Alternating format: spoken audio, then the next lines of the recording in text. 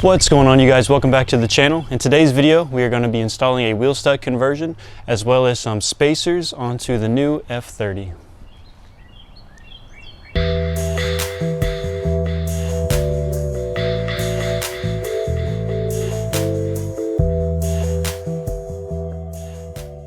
Welcome back to the channel, you guys. If you are new here, my name is Dylan and this is Vanboy Auto Styling. We do a lot of BMW modifications and customizations here. So if that's something you're into, go ahead and hit that like button on this video and subscribe.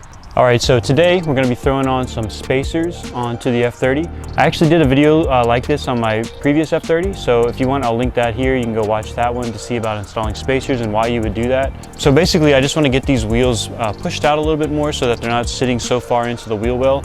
I will be lowering the car on H&R coilovers. I'm just waiting on those to come in, so this is kind of like a getting ready for that, making sure the wheel fitment is going to be looking really good. The other thing we're doing today is actually a wheel stud conversion on the car.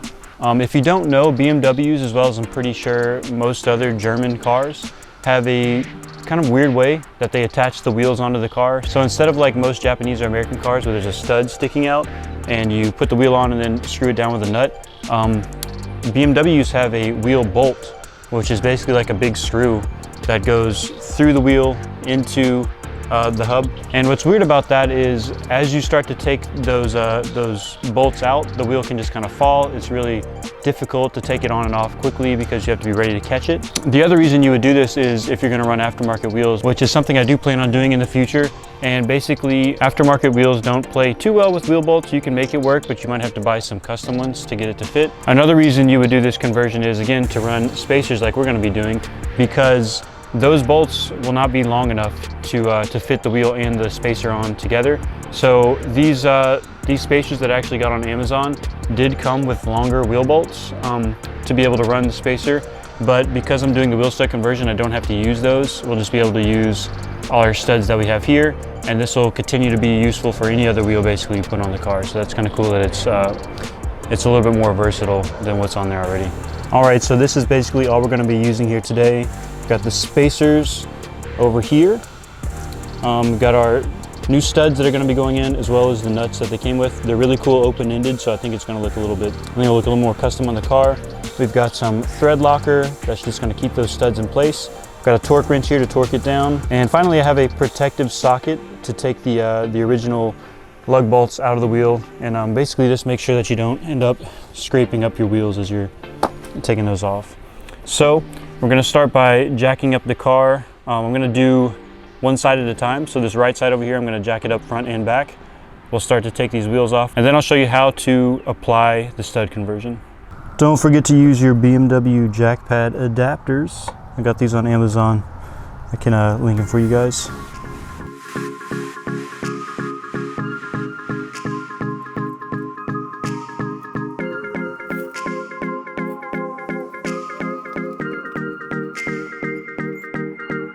All right, so I've got the car jacked up, got my protective socket on here. I did already loosen these with a breaker bar before jacking it up. So just be careful if you're using a torque wrench to take these off, because you don't want to strip anything if it's too tight. So let's get these out of here.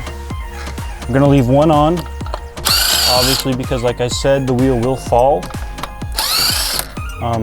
with these stock lug bolts. You can see it already kind of starting to move here, so what I'm going to do is move these out of the way, get a little closer, kind of brace this up with my feet. Last one out. And then we're just going to kind of lift carefully away. Don't want it to hit the brake. And I'll move this wheel out of the way. All right, an installation of the stud is pretty simple. You're just going to take a couple little baby drops of your thread locker. Stick this in here just like this. And then you're gonna grab your torque wrench, set it to 25 foot-pounds of torque. And we're basically just gonna torque this on just like that. This is a 5mm Allen head. And we're just gonna torque this up to 25 like that. So it'd be a little easier if you have somebody to put their foot on the brake just so that this doesn't try to spin. But 25 foot-pounds isn't too much, so it's not too hard to hold it. So I'm gonna go ahead and put the other 5 in, and then we'll throw our spacer on there.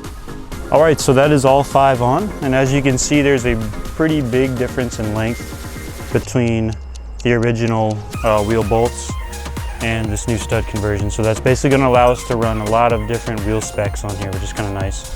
So those are all torqued down. They've got thread locker on all of them. And then to apply your spacer, basically all you're gonna do is just slide this over there. You do wanna clean this edge up a little bit. I already looked at mine, it is pretty clean. I test fitted this and it fits on snug. So you just wanna make sure that this definitely sits flat against the wheel hub back there. And another thing to look out for is when you buy your spacers, don't cheap out on it. Same thing with this wheel stud conversion.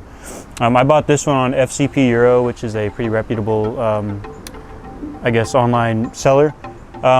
Some of these will be cheap on Amazon and on eBay, but again, this is something that's like, you know, holding the wheel onto your car, so you don't really want to cheap out on that.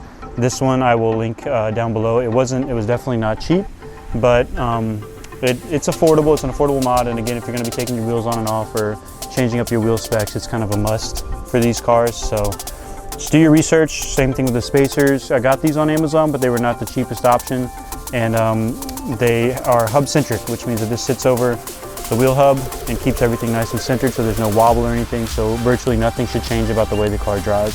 So the one we're throwing up front is a 12.5 millimeter. This is kind of one of the recommended sizes for the front, just to be as close to flush out here without having any rubbing or anything on the factory M Sport wheels, which are the staggered set. So throwing that one up front, I'm gonna put the wheel back on and throw on our new lug nuts, which is cool to say on a BMW. So I'm gonna throw this on, I'll show you guys what it looks like, then I'll hop around and do the back really quick, and we'll do a comparison side by side to see the difference. All right, so that is one side done. As you can see, almost like practically flush, especially at the top there. It's a little aggressive, which is what I wanted. I want this car to look aggressive and track ready, even though I'm mostly streeting it, but I want it to remain practical and a performance car, because that's what, the M Sport package is all about. Let's go back here. Show you from the back side here. And again, pretty much flush now. It's looking really good. Really happy with that. You do torque down the lug nuts to 105 foot-pounds after you're done. You don't have to over torque those. That's something I'm guilty of, and a lot of other people do it too. Not only does it make it really hard to take them off when you're changing the wheel or doing something later, but if you over torque, you can actually over stress that component, and it might lead to a failure or something in the future, which you really don't want. So 105 foot-pounds, that's the spec, and that's safe. So let me again show you kind of the front. And then we'll go over to the other side, which I haven't done yet, and you can see the difference. So up front, it's honestly almost pretty flush already. But again, we're just putting a little 12.5 up front, just to give it a little bit more aggression. The back is, I think, where you see the most difference. So yeah, as you can see, we're pretty tucked here. Whereas if we come over to the other side of the bumper, we got a wheel there now. So that looks good. I am gonna go jump around, do the driver's side of the car, and then I will check back in with you guys. All right, and that is the wheel stud conversion and spacers done. All in all, I'd say it was pretty straightforward install. It wasn't too hard. A couple little hiccups.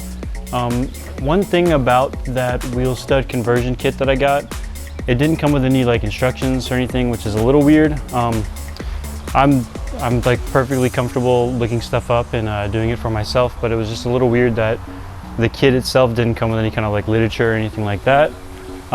Another little issue I had with it was one wheel nut just didn't seem to be threaded correctly. Something was messed up with it. It didn't really want to go on the stud. I was able to get it on, and I did torque it down to the spec, but it was rough getting it on. So I'm a little worried about that. That may be a repair that will come in the near future. But as for now, it is on the car, everything's secure, so I'm okay with that. One other little thing was one of the wheel studs, I did strip just a tiny bit with the Allen head, just trying to get it in a little too fast, I guess, when I was torquing that down. So just take your time. with stuff like this, especially putting the wheel nuts on. If you're going to use a torque driver, be careful. Make sure to hand tighten it first, just to make sure you're not cross-threading it and get it stuck on there, because that would be not fun. So what's coming up next for the car is I do plan on, again, doing those coilovers soon. So I'll be doing a couple little prep things for that. I did buy a fender roller to roll that inside lip of the fender, so I'll probably be doing that before we put the coilovers on, just to make sure we have enough clearance. Outside of that, I do want to do a video on washing the car, maybe one on doing an oil change and stuff like that. So some standard stuff, but I promise to make it fun and enjoyable to watch. So if you guys enjoyed this video, be sure to leave a like and subscribe to the channel.